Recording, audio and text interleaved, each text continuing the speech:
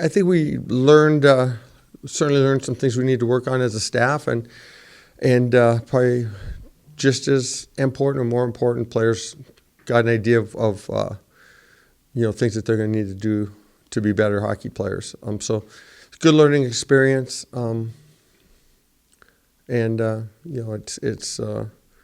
it's given for a good focus this week. So hopefully we get better from it.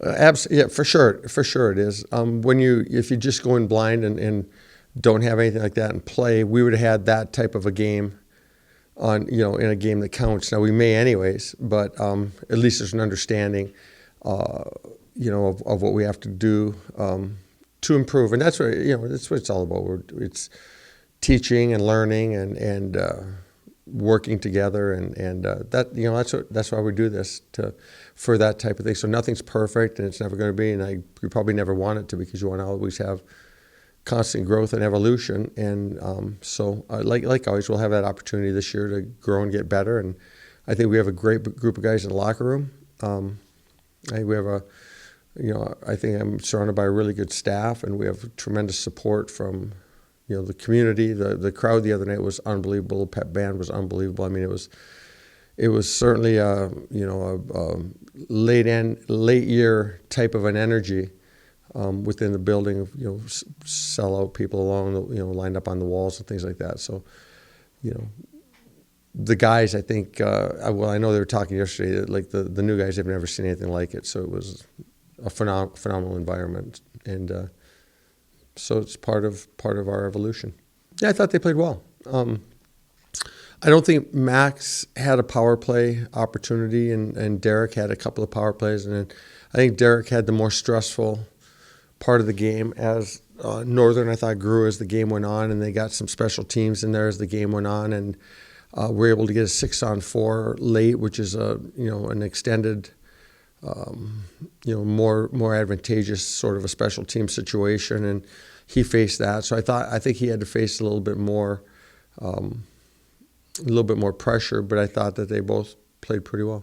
I don't know yet. I think a lot of it will depend on who starts Friday and the performance we get out of Friday. Well, things change, and we have an injury now to Miller, and which immediately stresses our defensive core. So now it comes into trying to put together 3 pairings that we're comfortable with, at least long enough to get down to 2. So right now not that we wanted to, but we have them split up because we feel that both of them need to play with some other guys to help solidify that defensive core a little bit. So, if Russ was healthy, he's out now. Miller's out, and so we'll have some young guys in there that, we'll see how they perform. I thought Williams played really well.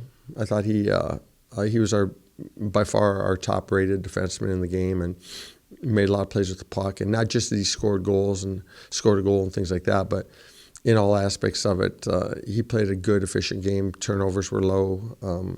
Challenged the opposition possessions. Didn't give up a ton of ice. So I thought that he played really well. We were playing. We were mixing guys around quite a bit as it went on. Getting Ollie in there and getting Brown in there, and so. But of that pairing, I thought that Williams. We thought Williams played an exceptional hockey game. Yeah, Jack's done a great job for us in his leadership. I think within the forward units, I think every line had their moments in productivity, and every line had their moments in in areas that can be worked on and enhanced, that will help their overall performance shift to shift. I would say that probably as far as winning shifts and overall contribution to the game, the best line was Stiven, who was our top. He was our top forward, we felt, in the hockey game. Baker played a really good game, and Ellis Jansen, we thought, played a really good game. So we felt overall that was our most impactful line. And then I thought we got some great play. As I mentioned before, Nordy gave us some really good shifts. Laurie Raymond gave us some really good shifts. So there's the line. The growth of the team will be a work in progress, and evolution. But you certainly never question the play of a lot of guys in our team, and Jack is certainly one of them.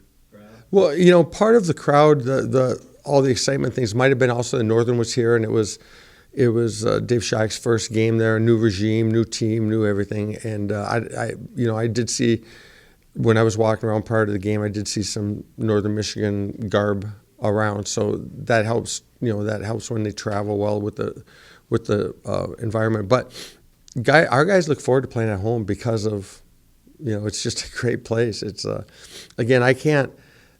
The community here, I say it often, but I don't know how many total people. There's probably near 30,000 total within the two communities, or even the surrounding area, maybe a little over 30. And we get 4,000 virtually, 3,500 every night. That's a pretty good percentage of the entire population that, when you take kids and stuff out of it, possibly like the paying population, that's a big percentage that comes to our hockey games. And we owe them an awful lot. So our guy, they always do their part. Now it's up to us to always try to find a way to do our part. And they're entertained, and our guys look forward to playing at home. Yeah, I thought they had a lot of exciting, a lot of sellouts and things last year at Munn, down in East Lansing.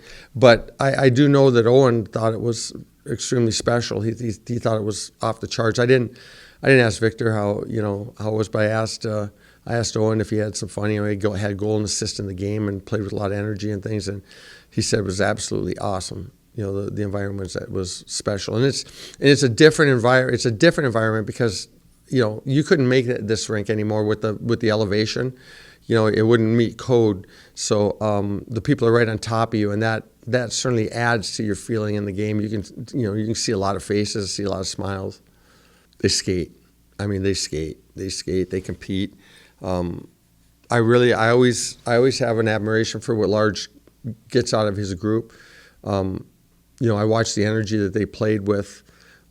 And you have to execute, or else they're going to have a lot of pucks. They bring them to the net quick, and they get a lot of traffic at the net. They don't spend a ton of time in their zone. They're probably on a clock, I would imagine, with how they seem to play it. There's no playing with the puck. It's get it out and go after it. They want to play on the forecheck, and they want to be in good secondary layers so that they can get possession of that puck and then turn it into offense as quick as they can. They don't play with it in the neutral zone. They get it in quickly and get on top of you, with three guys. There were some times yesterday when I was doing prep work where I rewound or played it back twice to, they sent three guys in the forecheck, pinched a D, and still had a forward backing up the D, and I'm watching, I'm like, that guy came from the far corner all the way over to back up the D without any hesitation on a quick side-to-side type of a play. Their work ethic is off the charts. So it's going to be a tough game. Like these guys are, Penn State, who characteristically racks up, 45 shots a game. They always lead the country in shots on goal, and it was even hockey. Like I know the Penn State won 5-0 on Saturday, but that was not a 5-0 game. That was an even hockey game in what I saw. Penn State, because of the aggressiveness by Alaska, got a few odd man rushes. I think they got a shorty. I think they got a couple of power play goals as well in that game. So I like the way Alaska plays. They're good, very good hockey team, and they get a jump right now as well. They start earlier and are able to play games earlier, which they did, so that they're a little bit more prepared than most teams at this stage. So it'll be a big test for us. Yeah, you certainly want to be good at it, but you don't want to rely on it. And that was the message to our team, in that we need to create our chances 5-on-5 as well, because you don't know if the power play, how many opportunities you're going to get in the game, and if it's going to be there for you. So, and a big message to the group is you don't want to have guys that have, let's say we're fortunate enough to have a guy or two that has 30 points, but if they're a plus 2 or 3. And they're coming in or a minus player, and they're coming in your office at the end of the year because they didn't get this opportunity or that opportunity professionally or whatever. You got to be really good 5-on-5. You got to be able to play even strength and control the game even strength and not just make your name on the power play. Now, long story short, we feel we have some talent. And that talent, when it has time and space to make plays on the power play, just a little bit more time, not a lot, but a little bit more, they can make plays. We have to take that skill set and be able to do the same type of, exert our will in the same type of fashion, 5-on-5, if we're going to have success. And if not, then we're just kind of hoping, and you lose probably a lot of games on hope. We're not looking to hope our way into winning hockey games.